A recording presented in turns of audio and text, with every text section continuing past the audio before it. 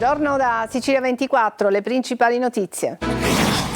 Danni del ciclone Harry, il presidente della regione Schifani ha incontrato i sindaci del Messinese in prefettura, in arrivo 4 milioni di euro per la ricostruzione dei litorali a Furci e Santa Teresa. A Niscemi la croce recuperata alla frana è stata ricomposta in municipio, intanto la procura di Gela accelera sull'inchiesta, possibili indagati già nei prossimi giorni. Palermo bonifici per sicurezza, scoperta la truffa delle finte banche che con SMS e telefonate raggiravano i correntisti, 3 denunciati. Fa il giro del web il video del cane che getta la spazzatura al posto del padrone in una discarica abusiva, adesso è caccia al cagnolino per risalire al padrone tramite il microchip. La classifica degli assenteisti all'Ars, le presenze si attestano intorno al 50%, pochissimi quelli che prendono la parola. L'amor che non muove il sole, Galileo Galilei raccontato attraverso un monologo di Beppe Allocca, in scena oggi e domani a Catania. Calcio, Palermo in campo oggi alle 15 al Barbera, cerca l'8ª vittoria consecutiva in casa. In Serie C il Catania va all'assalto domani del Giuliano, l'obiettivo è non perdere di vista la capolista Benevento.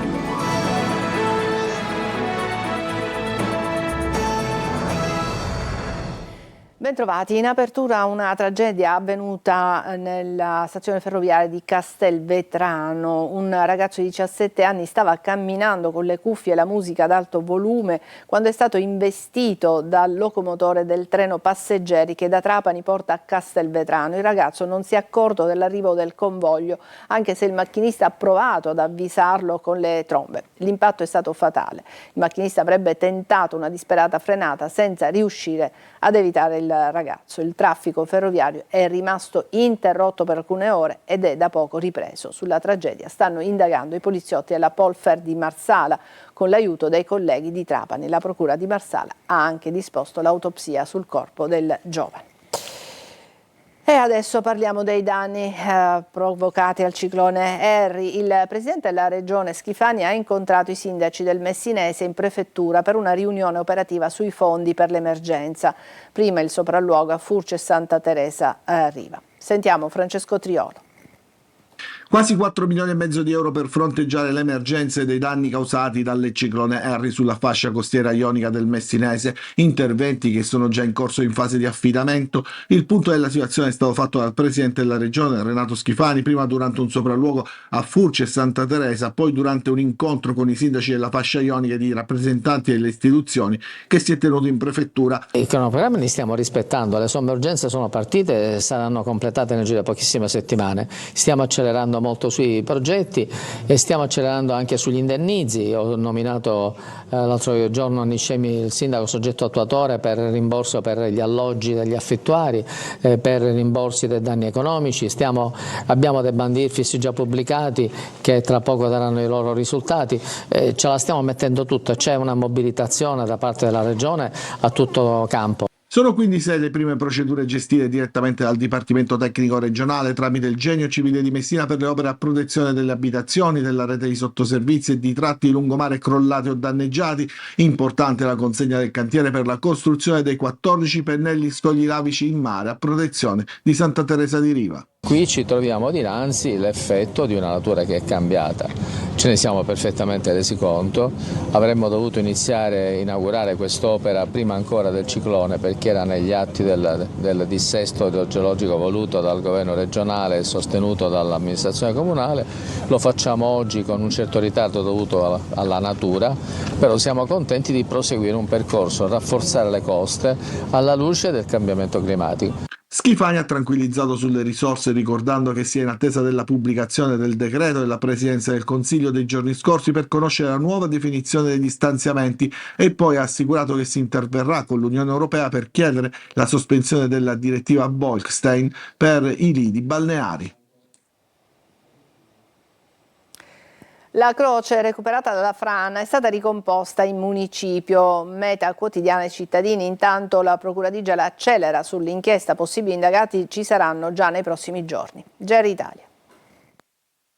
E lì, in municipio, ricomposta da pochi giorni dopo essere stata recuperata tra fango e macerie, la croce della frana è diventata un simbolo potente. In tanti entrano nel palazzo comunale solo per vederla, fermarsi qualche istante e raccogliersi. Un gesto semplice che racconta il bisogno di memoria, ma anche di verità dopo il disastro che ha sconvolto Niscemi. E proprio sulla ricerca della verità accelera la procura di Gela. Il fascicolo è ancora formalmente contro ignoti, ma fonti investigative parlano di almeno 10 possibili indagati già nei prossimi giorni. I magistrati del pool frana, coordinati dal procuratore capo Salvatore Vella, stanno completando le audizioni delle persone informate sui fatti per ricostruire cause, responsabilità e tempi del dissesto. E mentre l'inchiesta entra nel vivo, sul fronte dell'emergenza arrivano i primi ristori per le famiglie sfollate. Abbiamo già fatto il mandato di pagamento di 79 istanze di contributo autonomo di sistemazione per dare i primissimi aiuti che sono disposti con l'ordinanza. Dopo il via libera al decreto, nei prossimi giorni è atteso anche l'insediamento ufficiale del commissario straordinario Fabio Ciciliano, chiamato a coordinare le operazioni più delicate. La priorità è intanto la ricollocazione dei nuclei familiari e chiaramente dove sarà disposto la inagibilità al procedere alle demolizioni degli immobili che verranno dichiarati appunto inagibili. Per questo aspettiamo ora la rideterminazione della zona rossa e quindi seguiranno poi altri provvedimenti. Intanto mercoledì 25 febbraio, a un mese dalla frana, si terrà una fiaccolata per le famiglie che hanno perso la casa, il lavoro e le attività, per i commercianti e gli agricoltori colpiti dalle conseguenze del dissesto. Il corteo partirà alle 18 da Largo Giugno e raggiungerà l'imbocco della SP12 prima di concludersi al Santuario Maria Santissima del Bosco, un cammino di luce per non dimenticare e chiedere giustizia. A Giammoro, in provincia di Messina, malviventi hanno fatto esplodere l'ingresso della filiale BNL con l'intento riuscito di portare via la cassa del bancomat. L'esplosione ha provocato un incendio. Sul posto sono intervenuti i vigili del fuoco di Milazzo. Sulla vicenda stanno indagando i carabinieri. E adesso parliamo ancora di banche, finti SMS e telefonate della banca per indurre i clienti a trasferire soldi ai truffatori. Una delle sedi era a Villa Abate, nel Palermitano. Manlio Viola. Una vera e propria rete nazionale di banche fittizie creata ad arte per truffare i correntisti online. Aveva sede a Villa Abate, in provincia di Palermo, ma smistava le proprie attività anche attraverso Pozzuoli nel Napoletano e Torino. Lo hanno scoperto i carabinieri di Castellanasicula, un paese delle Madonie, dopo indagini partite da una truffa da 24.000 euro a carico di una donna. Il metodo della falsa banca era abbastanza consolidato. Prima un messaggio riproducente colori e marchi della banca presso la quale il cliente intrattiene il conto, poi una telefonata di un presunto operatore di call center di quella stessa banca. Il cliente viene avvertito di un conto bloccato o di una truffa in corso che gli avrebbe svuotato il conto, ma non è vero. Con questa scusa però viene invitato a spostare il denaro su altri conti sicuri che in realtà sono nella disponibilità dei truffatori. In 3 sono stati denunciati dall'autorità giudiziaria. Uno inviava i falsi SMS e si fingeva operatore della banca, un secondo si occupava di gestire i conti correnti e le carte prepagate per ricevere i soldi sui finti conti sicuri, un terzo li smistava poi su diversi altri conti e sistemi di pagamento per far perdere le tracce del denaro. La banda operava su tutto il territorio nazionale attraverso i 3 call center proprio di Villa Abate, Pozzuoli e Torino. Su disposizione della Procura dei Termini Imerese sono scattate anche perquisizioni nelle sedi e a carico dei denunciati e sono stati sequestrate carte di pagamento, documenti bancari e vari altri registri contabili. Il video del cane che a Catania, nel quartiere San Giorgio, getta la spazzatura al posto del padrone in una discarica ha fatto il giro del web, tra ironia e disapprovazione. Ma adesso è caccia al cagnolino per risalire al padrone tramite il microchip. Eva Spampinato.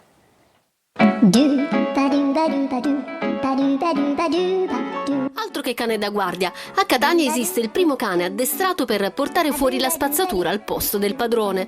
Passo sicuro, sguardo concentrato, missione compiuta. E noi oggi siamo qui in via Pulacara a San Giorgio, dove l'inciviltà è senza guinzaglio, per cercare il cagnolino dal pelo lucido che porta fuori la spazzatura, ma nel posto sbagliato. Stai attenta perché qua stanno cercando un cane così di queste dimensioni. No, io aspetto la mia compagna. Occhi puntati dunque sui cagnolini di piccola taglia, soprattutto se si aggirano attorno a sacchetti della spazzatura e in particolar modo vicino ad una discarica a cielo aperto. Il cagnolino non porta fuori la spazzatura. No. Eppure la notizia è vera, il cane esiste ed è anche diventato famoso. Il video diffuso dal comune di Catania ha fatto il giro del web scatenando ironia, critiche e persino dividendo il pubblico. Sarà un cagnolino randaggio che gioca con i sacchetti o un cane pilotato da un padrone sporcaccione? Nel video si vede chiaramente il cane che trotterella qui in questa strada con il sacchetto tra i denti e poi lo va a buttare là. E noi oggi abbiamo provato a ricostruirne il percorso. La zona è densa di palazzi e qui la spazzatura si accumula ogni giorno. Tutti i giorni viene pulita e tutti i giorni facciamo servizio. Purtroppo qua c'è legno, munnizia, spazzatura, un po' di tutto, va. E mentre qualcuno delega il proprio animale a sporcare per lui, la municipale assicura: ci apposteremo per stanare l'incivile col guinzaglio in mano o per trovare il cane, sperando che abbia il microchip. Lei lo vorrebbe un cane tutto fare? Basta che stiamo puliti, sì. Lo Stromboli torna a farsi sentire con una colata dalla bocca numero 2 del cratere nord. È una sempre spettacolare, anche se modesta, attività effusiva. La lava si riversa nella sciara del fuoco. L'attività è monitorata all'Istituto Nazionale di Geofisica e Vulcanologia di Catania, mentre continua la classica attività esplosiva ordinaria in entrambe le aree crateriche, nord e centro-sud del vulcano delle Eolie. Adesso una breve pausa, tra poco.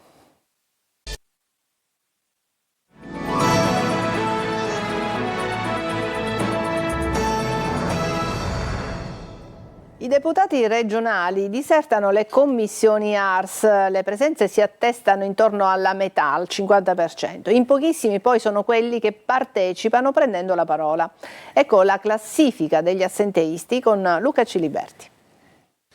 Le commissioni all'ARS sono un optional. Le presenze dei deputati nelle sedute di ogni singola commissione parlamentare superano di pochissimo il 50%, il 51% per l'esattezza. Eppure dalle commissioni legislative di regola passano tutti gli atti da esaminare in aula. Ma c'è di più, l'interesse da parte dei singoli deputati per le materie in discussione spesso è ridotto al limite. Solo il 16% prende la parola.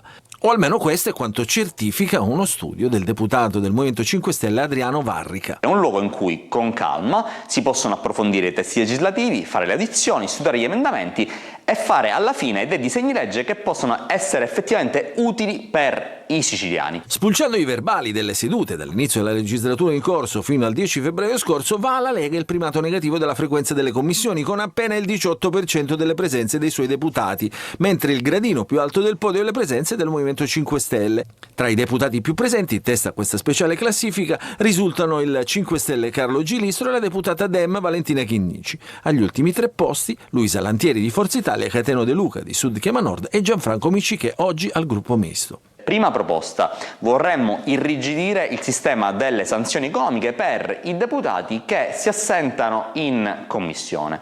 Seconda proposta, rendere trasparente l'attività delle commissioni, come accade già al Parlamento europeo e al Parlamento nazionale. Nei primi 43 giorni dell'anno l'ARS si è riunita appena 8 volte per un totale di 1268 minuti. Ogni minuto, di fatto, è costato ai siciliani 11.829 euro. La FIOM CGIL di Catania riaccende i fari sul futuro della ST Microelectronics di Catania.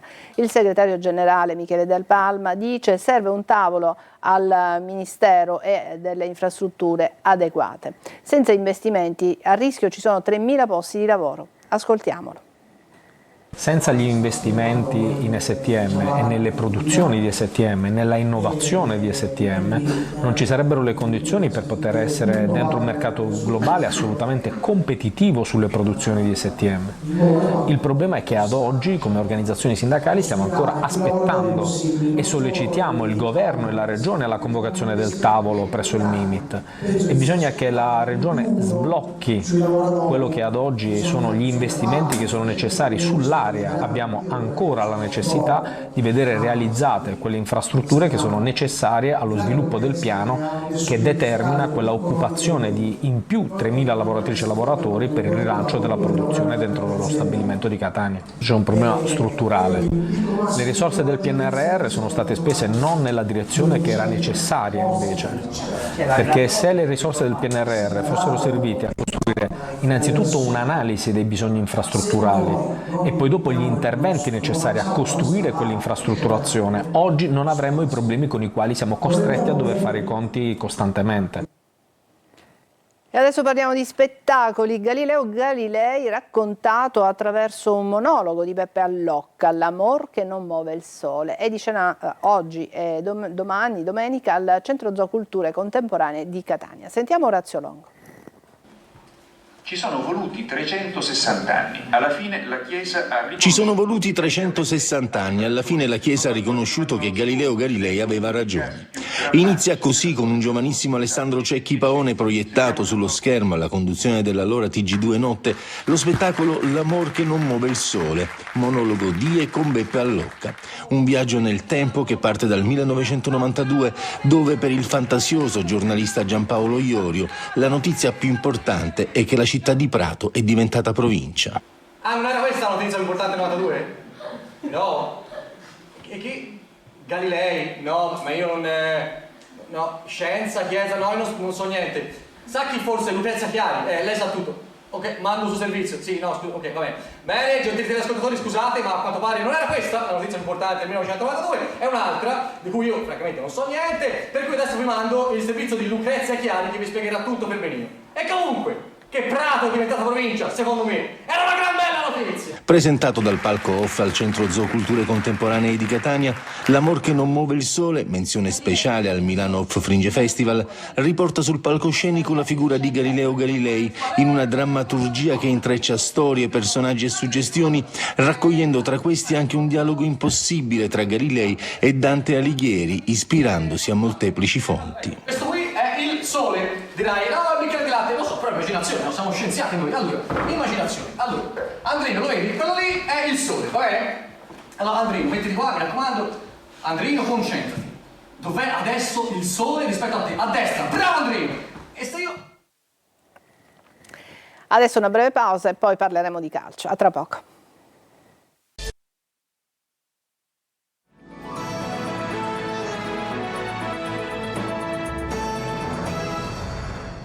Eccoci al calcio, Serie B, il Palermo oggi sarà in campo alle 15, al Barbera arriva il Sud Tirolo e i rosanero cercano il 14° risultato utile consecutivo. Marco Gullà.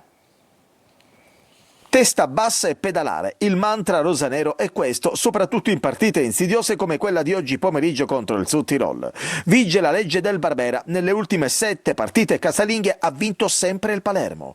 Ieri sera nell'anticipo il Frosinone ha pareggiato 2-2 con l'Empoli, un'occasione importante per i siciliani che se dovessero vincere oggi si porterebbero a 2 punti dai ciociari, secondi in classifica. Come sempre io ho grande rispetto per l'avversario.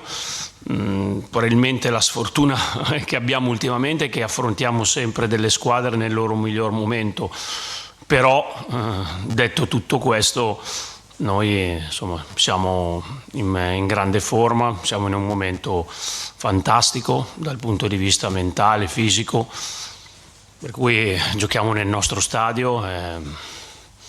Io sono convinto che faremo una grande gara. Organico al completo per Inzaghi che contro il Sud Tirol può contare su ampie scelte in ogni reparto. L'allenatore dovrebbe affidarsi a quella che nelle ultime settimane è diventata la formazione tipo. Jonsen dovrebbe partire titolare assieme a Palumbo a supporto di Poyampalo.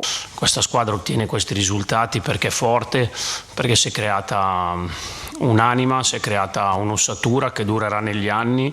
Basterà mettere ogni volta qualche giocatore bravo, ma che il più è fatto. Arbitrerà Crezzini della sezione di Siena. E adesso parliamo del Catania. In Serie C il Catania va all'assalto domani del Giuliano. L'obiettivo è non perdere di vista la capolista Benevento. Tonino De Mana. Ed ora sotto con il Giuliano per lanciare un segnale forte alla concorrenza e soprattutto per ribadire che la lotta per la promozione diretta non è affatto chiusa. Certo, bisognerà recuperare 5 punti al Benevento, ma nel calcio mai dire mai. Per il Catania si chiude una settimana importante contrassegnata dal 4-0 nel derby contro il Trapani e dalla firma sul rogito notarile per l'acquisizione di Torre del Grifo, che segna un passaggio strategico per il futuro societario. La struttura sportiva torna così nella piena disponibilità del Catania, che punta a rafforzare prima squadra e settore giovanile. Intanto domani è di nuovo campionato, con i rossazzurri che alle 14:30 al Massimino ricevono il Giuliano invischiato nella lotta a play-out ed in cerca di una continuità di risultati dopo la vittoria di domenica scorsa contro il Trapani. Anche il Catania vuole continuità, consapevole che ogni punto da qui alla fine può fare la differenza nella volata promozione. E i rossazzurri nelle ultime settimane di punti ne hanno persi già troppi. Toscano, dal recupero infrasettimanale contro il Trapani, si porta dietro anche un paio di certezze: l'affidabilità di Quaini in mezzo e Casasola sull'esterno, ma anche la prestazione di Ponzi che nei 20 minuti giocati ha dimostrato di poter essere utile alla causa rossazzurra. E il Trapani ospiterà nel pomeriggio al provinciale la Cavese, avversario campano anche per il Siracusa, impegnato domani al Potenza contro il Sorrento. Sergio Colosi. Trapani Cavese, spareggio salvezza. Oggi al provinciale si gioca il crocevia del campionato Granata, anche se il destino si conoscerà il 9 marzo con il Tribunale federale che potrebbe dichiararne la fine sportiva. 4 sconfitte consecutive per la squadra di Aronica, di fronte la Cavese imbattuta da 5 turni, 4 pareggi e la vittoria con il Monopoli. Caos societario, penalizzazione di 6 punti in arrivo, crisi di risultati e ultimo posto dietro l'angolo. E la fotografia di un Siracusa disperato che domenica a Potenza affronta il Sorrento. I numeri del campionato, 49 giorni senza successi, con 5 sconfitte e 2 pareggi, certificano la caduta del club azzurro. Ancora più grave la situazione fuori dal campo. Il presidente Ricci vicino all'addio e squadra al sindaco. A Potenza rientra Limonelli dopo 2 giornate di squalifica, le stesse che costringeranno il tecnico Turati a seguire dalla tribuna questa gara e la prossima contro la Casertana. Abbiamo l'obbligo innanzitutto morale per quello che riguarda noi di fare più punti possibili, di fare più prestazioni possibili e di fare il massimo che è nelle nostre potenzialità per cercare di agguantare perlomeno sul campo la salvezza che da molto tempo inseguiamo e che vogliamo fortemente. Infortunati Cancellieri e Valente, Sorrento con 30 punti, poco sopra la zona salvezza. È tutto per questa edizione di Sicilia 24, prossimo appuntamento alle 14. Grazie per averci seguito, buona giornata.